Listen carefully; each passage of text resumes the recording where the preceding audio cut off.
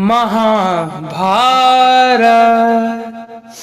ये कथा है उस युद्ध की जहां हर एक शत्रु क्रुद्ध था पाप ही सर्वत्र सब में, बस धर्म ही एक शुद्ध था, धर्म ही एक शुद्ध था।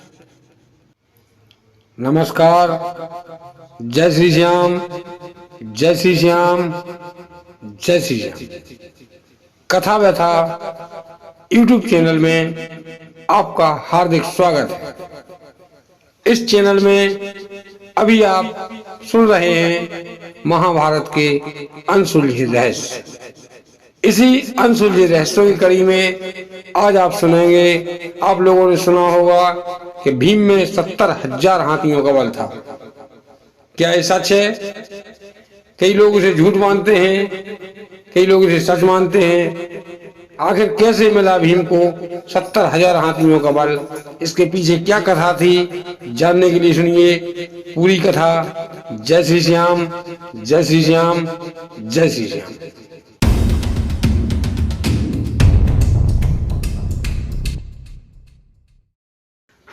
प्रसंग उस समय का है जब गुरुकुल में समस्त कौरव और समस्त पांडव शिक्षा लिया करते थे।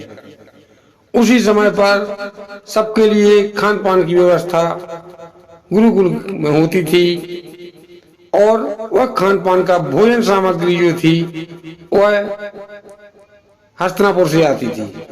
उसी से सभी लोगों का भोजन बनता, सभी लोग सुखपूर्वक भोजन किया करते थे। कौरव के यहाँ से सामग्री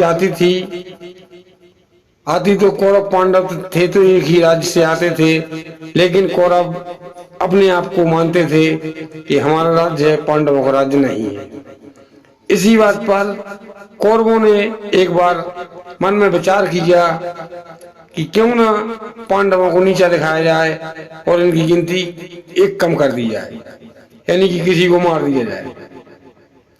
इसी बार उन्होंने मामा से विचार किया। मामा शकुनी उनसे मिलने के लिए आए। मामा शकुनी से पूछा कि हे मामा, कोई ऐसी युक्ति बताओ कि अगर मैं लड़ता हूँ, दुर्योधन ने कहा, अगर मैं लड़ता हूँ तो गुरुदेव मुझे डांटते हैं। मैं पांडवों से एक भीम से मैं जीत नहीं सकता हूँ, क्योंकि अकेला भीम ही है जिससे मैं जीत नहीं सकता हूँ। बाकी तो जीत हार में हरा सकता हूँ, लेकिन भीम को नहीं हरा सकता हूँ। कोई ऐसी युक्ति बताइए जिससे सांप भी मर जाए और लाठी भी न टूटे। इस पर मामा ने कहा,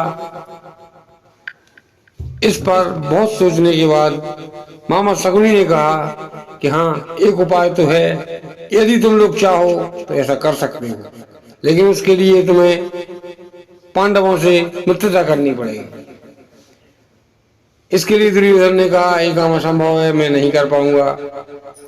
इस पर मामा शकुनी ने कहा कि यदि शेर शिकार करता है तो पहले 10 कदम पीछे हटता है, इसके बाद अपना लक्ष्य पार बनाकर छलांग लगाता है, तभी वो शिकार कर पाता है। शेर की तरह करो और थोड़े पीछे हट जाओ ताकि वो समझे कि डरपोक है, हमसे डरने लगे। इस प्रकार से एक बार कबड्डी प्रतियोगिता हुई और कबड्डी प्रतियोगिता में पांडवों ने, कौरव जानबूझकर हार गए, कोई मेहनत नहीं की। पांडवों ने उन्हें हरा दिया और पांडव अपने आप को शक्तिशाली समझने लगे। कौरव अपने आप को हारा हुआ महसूस करने लगे। धीरे धीरे कर मामा गुरु ने कहा, तुम लोग आपस में शत्रुता त्याग दो और मित्रता कर लो। इस पर गुरुदेव के अनुरोध करने पर मित्रता की बात तय हो गई।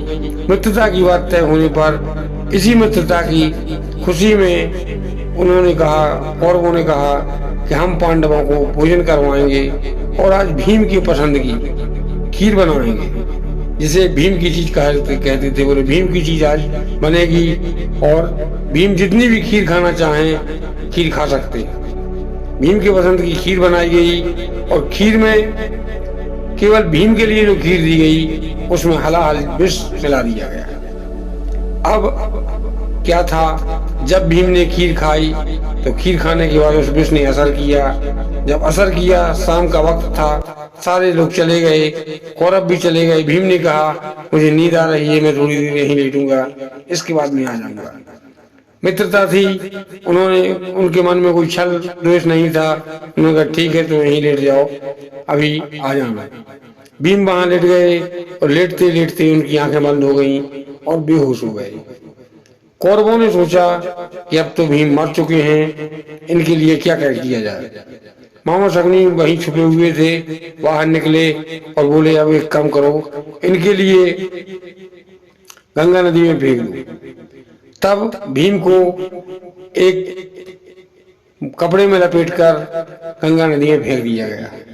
गंगा नदी में भीम की लाश बहती बहती चली गई और जब जाकर भीम की लाश समुद्र में पहुंची, तब समुद्र में पहुंचने के बाद भीम का शरीर भारी था और भगवान की ऐसी कृपा हुई कि भीम नीचे उतरते उतरते समुद्र की तलहटी में पहुंच गए।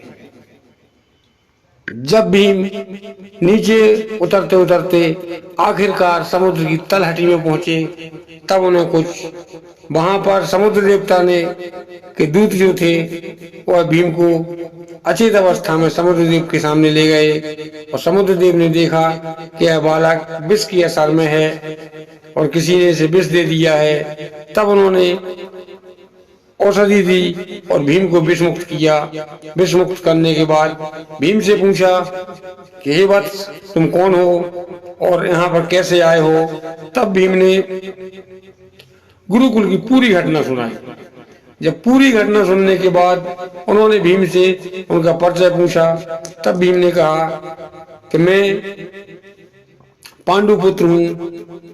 तब उन्होंने पांडु के पिता का क्या नाम था, तब उन्होंने बताया कि उनके पिता का नाम शांतनु था। तब उन्होंने बताया शांतनु। तब समुद्रदेव समझ गए कि शांतनु ने गंगा से शादी की थी और ये हमारे पुत्र का पुत्री का पुत्र हुआ, यानी कि नाना परनाना थे समुद्रदेव भीम के। तब उन्होंने पूरी बात समझने के बाद भीम से कहा कि ठीक है, तुम ये बताओ कि तुम्हें सबसे प्रिय चीज क्या है। इस पर भीम ने कहा मुझे केसरिया खीर सबसे प्रिय है, जिस खीर में केसर डली हो वह खीर मैं कभी नहीं छोड़ सकता हूँ। इस पर समुद्रदेव ने कहा केसरिया खीर बनवाई जाए। भीम से बातें चीतें करने के बाद कुछ समय बाद केसरिया खीर बन के तैयार हुई और उस खीर में मंत्र मुक्त कर कर समुद्रदेव ने दोना में खीर भीम को एक दोना खीर दी। भीम ने एक दोना पी, दूसरे दोना पी गए, तीसरे दोना पी गए। ऐसे होते करते भीम 7 दोना खीर पी गए। अब जब 7 दोना खीर पीने के बाद समुद्रदेव ने कहा कि हे पुत्र, और खीर पी लो, इससे तुम्हें फायदा होगा। भीम ने कहा नहीं देव, नहीं नाना श्री, मैं अब खीर नहीं पी सकता हूँ, चाहे फायदा हो चाहे नुकसान हो, लेकिन जितनी पेट में बनेगी उतना ही तो मैं खाऊंगा, इससे अधिक मैं नहीं खा सकता। इसके बाद समुद्रदेव ने कहा कि हे भीम, हे पुत्र भीम, यह खीर कोई साधारण खीर नहीं है। इस एक दोने खीर में 70,000 हाथियों का बल है। यह मंत्र युक्त खीर है जो मेरे हाथों द्वारा बनाई गई है और 70,000 हाथियों का बल तुम में प्रवेश कर चुका है। एक दोने में 10,000 हाथियों का बल था, तुमने 7 दोने खीर पी है, अब तुम में 70,000 हाथियों का बल समा गया है। यदि अभी भी चाहो तो तुम और भी 2-4 दोने खीर पी सकते हो। लेकिन भीम ने कहा नहीं नाना श्री, मुझे जितना खाना था मैं उतना खा चुका हूँ और उससे खीर इतनी अच्छी थी कि उससे और भी 1-2 दोनों और खा गया हूँ। अब मैं उस खीर को नहीं पी पाऊंगा। अब मैं 1 दोना क्या, आधे दोना भी खीर नहीं पी पाऊंगा। इस प्रकार से नाना श्री ने कहा ठीक है, तुम कुछ दिन ही रहो और फिर हम तुम्हें वहां छुड़वा देंगे। तब भीम ने कहा कि नहीं नाना श्री, यदि हम यहाँ रहेंगे तो वहां पर स्थिति क्या हो रही होगी ये आप नहीं समझ सकते। अब सुनिए यहाँ की, जब यहाँ पर सुबह हो गई और भीम वहां पांडव दल में नहीं पहुंचे, तब उन्होंने कहा युधिष्ठिर, अर्जुन, नकुल, सहदेव फिर से दुर्योधन के पास गए और कहा हे दुर्योधन, बताओ मेरा भाई भीम कहाँ है, कहाँ कर दिया तुमने भीम को, क्या मार दिया है। तब दुर्योधन ने अगड़ते हुए कहा मुझे कुछ पता नहीं है, वह तो मध्यरात्रि में ही भोजन कर कर होश में आने के बाद उठ जाग के भोजन करने के बाद सो गया था। जग कर मध्यरात्रि में मैंने बहुत रोकने की कोशिश की, लेकिन वह नहीं रुका और सीधा तुम्हारे शिविर की ओर चला गया था।